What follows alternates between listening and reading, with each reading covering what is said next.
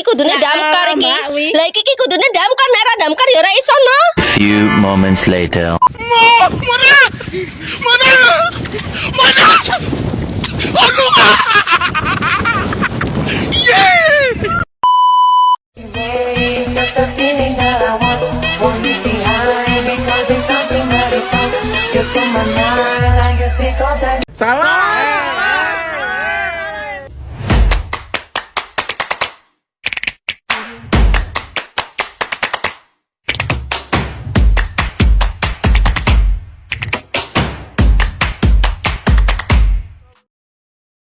Assalamualaikum warahmatullahi wabarakatuh. Kami dari kelompok 1 ingin mempresentasikan hasil diskusi kami, yaitu akuntansi jasa bank. Sebelumnya nggak afdol kalau kita tidak berpantun dulu. Di atas kusen ada buah duren, masak cumi dicampur nasi. Untuk Pak dosen yang paling keren, izinkan kami memulai presentasi. Baiklah, tidak usah berbasa-basi lagi, ini dia presentasi kami.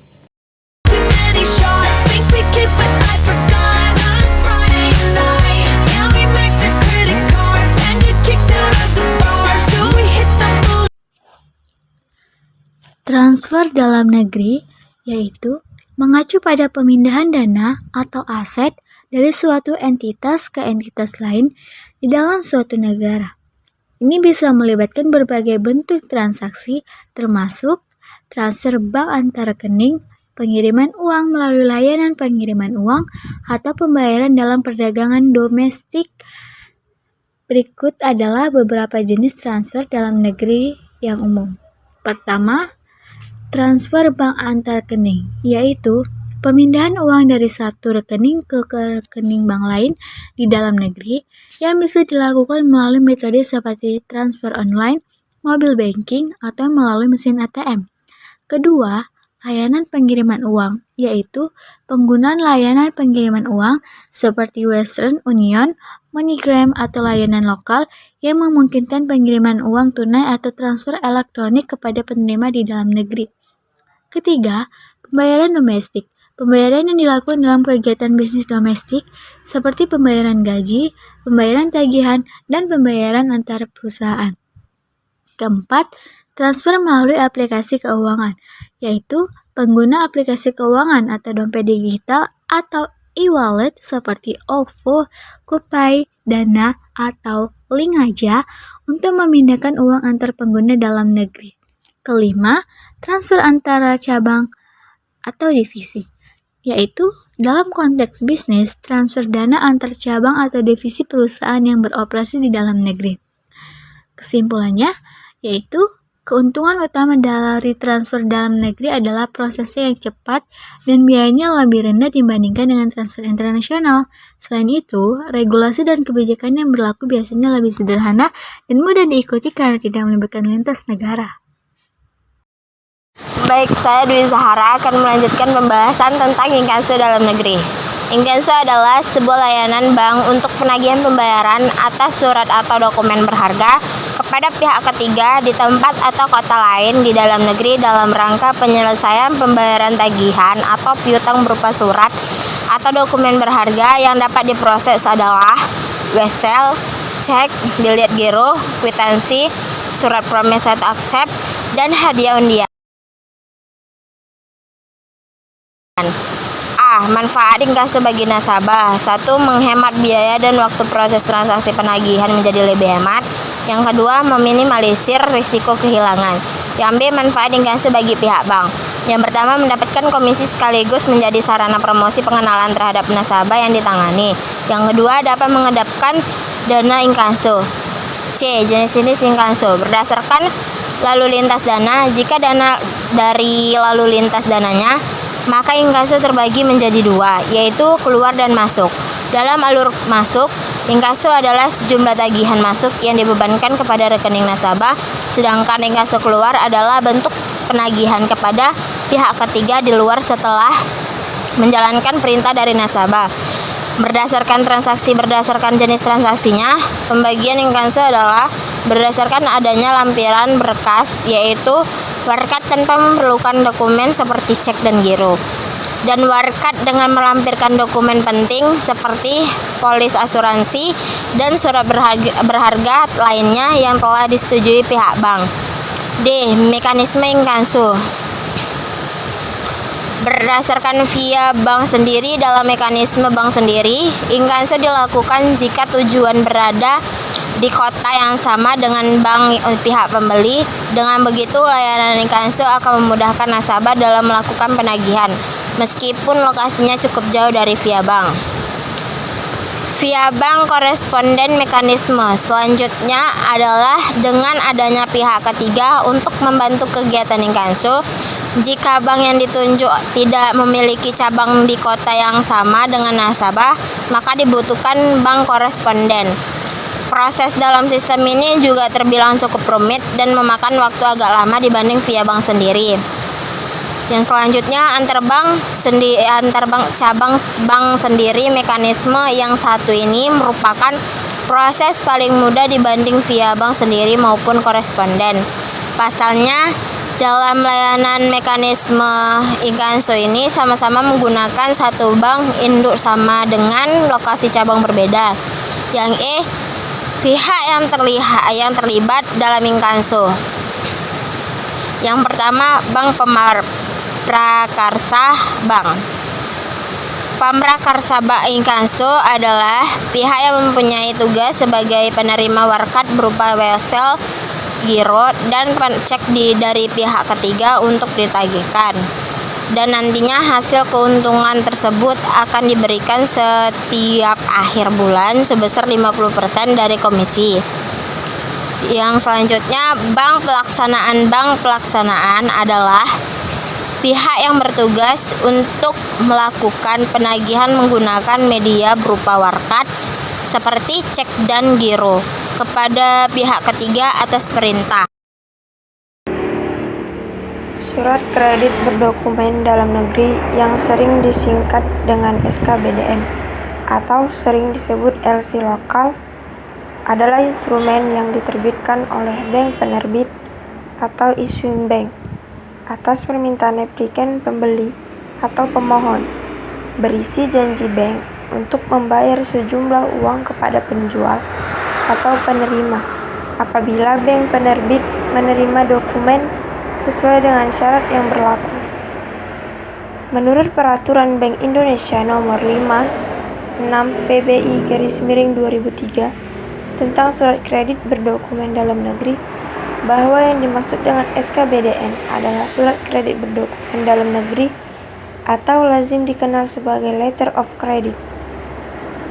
Dalam negeri adalah setiap janji tertulis berdasarkan permintaan tertulis pemohon atau applicant yang mengikat bank pembuka atau issuing bank.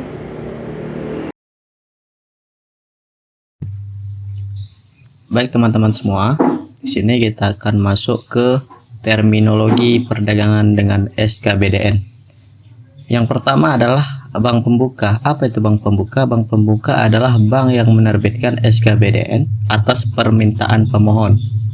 Yang kedua, bank penerus.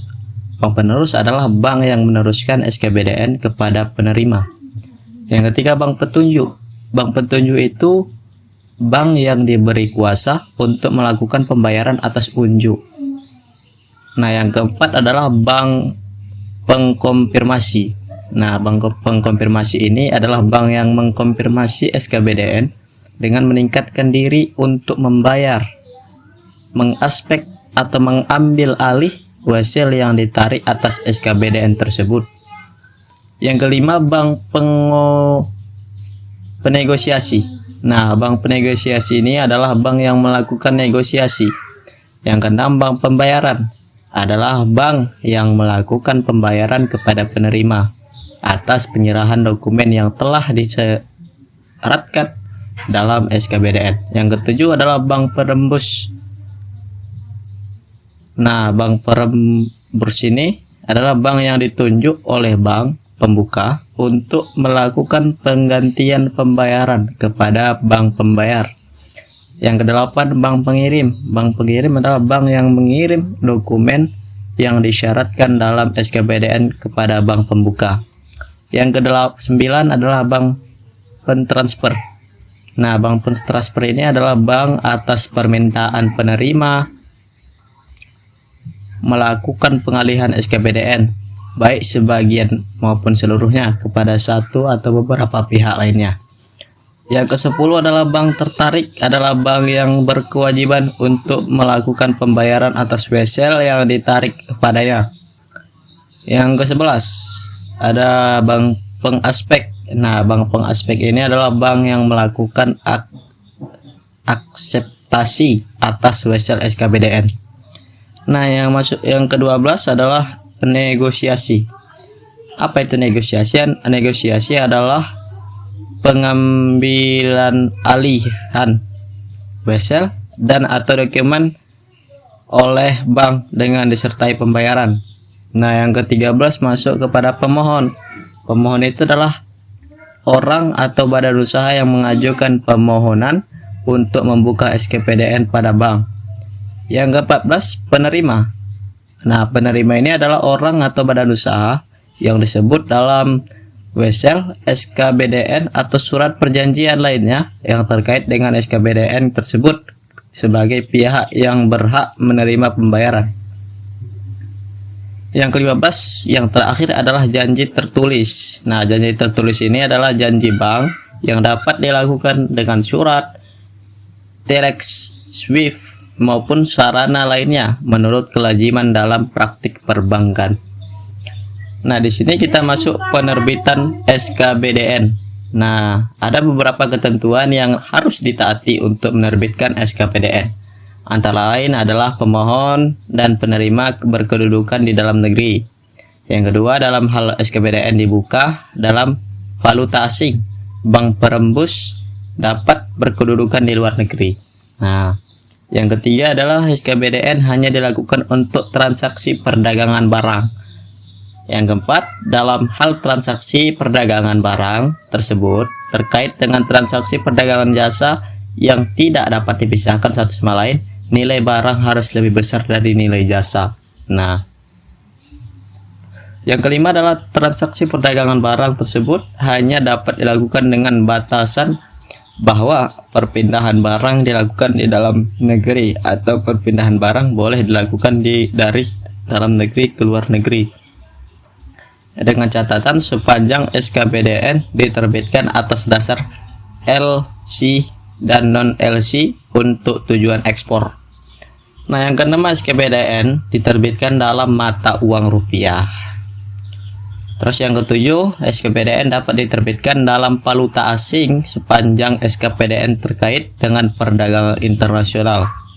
Yang kedelapan adalah SKPDN hanya dapat dilakukan dengan kondisi tidak dapat diubah dan tidak dapat ditarik kembali atau tidak dapat dibatalkan tanpa persetujuan dari bank pembuka. Yang ke-9, jangka waktu SKPDN dalam jangka waktu penundaan pembayaran SKPDN ditetapkan sesuai dengan kesepakatan antara pemohon dan bank pembuka.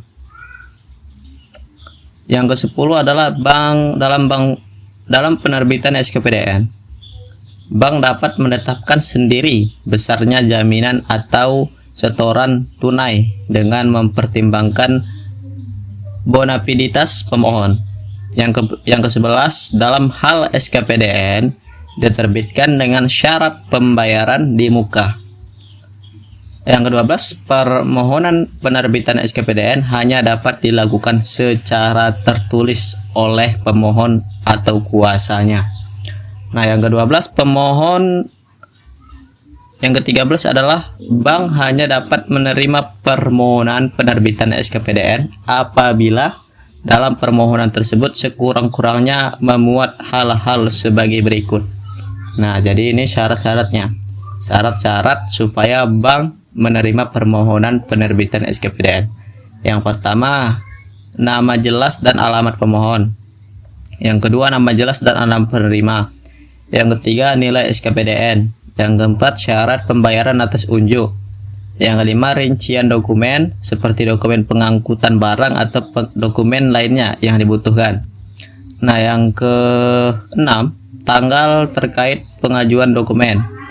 Yang ketujuh, tempat penyerahan dokumen atau pembayaran atas unjuk, akseptasi atau negosiasi. Yang kedelapan, tanggal penerbitan dan tanggal jatuh tempo SKPDN. Yang kesembilan, media penerbitan SKPDN, surat, teks, telex, swift atau sarana lainnya. Yang ke-10, uraian barang. Yang ke-11, tanggal terakhir pengiriman barang. Yang ke-12, tempat tujuan pengiriman barang. Dan yang terakhir adalah penyerahan tunduk pada syarat-syarat umum bank untuk penerbitan SKBDN. Materi terakhir yaitu Safe Deposit Box, yang merupakan jasa layanan yang diberikan oleh suatu bank, yaitu penyimpanan harta atau surat-surat berharga yang dirancang secara khusus dari bahan baja dan ditempatkan dalam ruang khasanah yang kokoh dan tahan api untuk menjaga keamanan barang yang disimpan dan memberikan rasa aman bagi penggunanya. Jangka waktu penyewaan Safe Deposit Box yaitu 6-12 bulan dan dapat diperpanjang secara otomatis. Syarat pengajuan jasa Safe Deposit Box. Yang pertama, dapat mengisi formulir permohonan penyewaan Safe Deposit Box. Kedua, telah memiliki rekening mandiri tabungan atau giro rupiah yang aktif. Ketiga, menunjukkan asli identitas. Bagi perseorangan, dapat menunjukkan EKTP dengan NIK yang terdaftar di Sistem Informasi Administrasi Kependudukan. Pas foto ukuran 4x6, 1 lembar. Bagi perusahaan, dapat menunjukkan identitas perusahaan, serta fotokopi identitas pengurus yang berwenang. Keempat, mengisi formulir perjanjian sewa menyewa Safe Deposit Box. Kelima, mengisi syarat-syarat umum sewa menyewa Safe Deposit Box. Sekian dari pemaparan materi kami ucapkan terima kasih. Jika ada kesalahan, mohon dimaafkan. Sebelum kita tutup presentasi ini, ada pantun satu lagi nih. Goreng ikan sambil makan mie. Goreng sedikit, jangan sekaligus. Cukup sekian presentasi kami, semoga dapat nilai bagus. Terima kasih untuk semuanya. Wassalamualaikum warahmatullahi wabarakatuh.